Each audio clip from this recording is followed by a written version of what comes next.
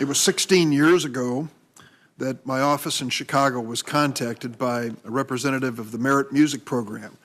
It's a great program in Chicago. A lady left a lot of money and said, take this money and use it to train students in the public schools on, teach them music and give them musical instruments. And the Merit Music Program called and said, we've got this amazing young woman named Teresa Lee, and she started on the piano and turned out to be a prodigy. So good that she has now been accepted at the major music schools across the country. Her problem is she is a Korean immigrant to the United States, brought here at the age of 2, and her parents didn't file the necessary papers for her to stay. She is undocumented. So they asked us to take a look at her case and see if we could help her.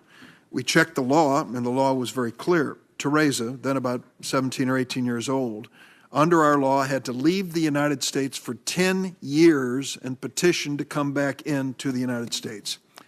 And I thought to myself, that is not fair. She's done nothing wrong.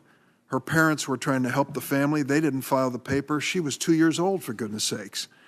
And so I sat down and started working on the DREAM Act 16 years ago. This was legislation, bipartisan legislation, to give young people like Teresa Lee a path to citizenship when they came to the United States only as children. I've introduced the most recent version of it with my friend and colleague, Senator Lindsey Graham, on a bipartisan basis as well. Well, let me tell you the end of the story on Teresa, because it's a pretty good one. She went on to obtain her bachelor's and master's degree from the Manhattan School of Music and is currently pursuing her doctorate. She's played in Carnegie Hall. She is an amazing young woman, now a mother, married, and living in the New York area.